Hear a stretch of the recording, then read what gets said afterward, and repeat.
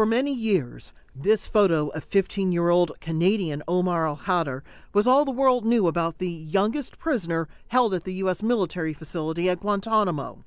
Khadr is now 28 years old, out of Guantanamo, under house arrest in Canada, and learning how to move beyond what he says were 10 traumatic years in American military custody. He had been under a gag order until a Canadian judge ordered him released on bail earlier this month. Khadr is now trying to answer questions he imagines people have about his experience, such as whether he is angry about what happened to him and why he was captured in the first place. Well, the first few years in Guantanamo, I was just all over the place emotionally and ideologically. I was just a mess. I would be around a bunch of people, I'd start acting like them and talking like them and just doing everything they're doing, and then they'd move me to a different place and I'd just adapt to the new neighborhood.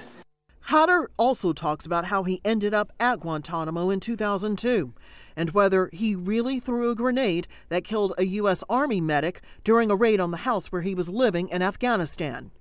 Under orders from his father, Khadr was working as a translator for al-Qaeda operatives. Nobody claims to have seen me throw the grenade.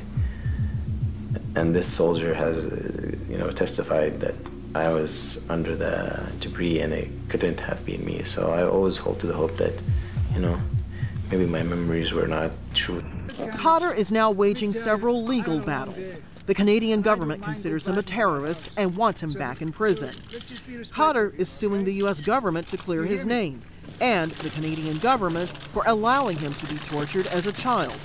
Whatever the outcome of these cases, Khadr says he is focused on the present.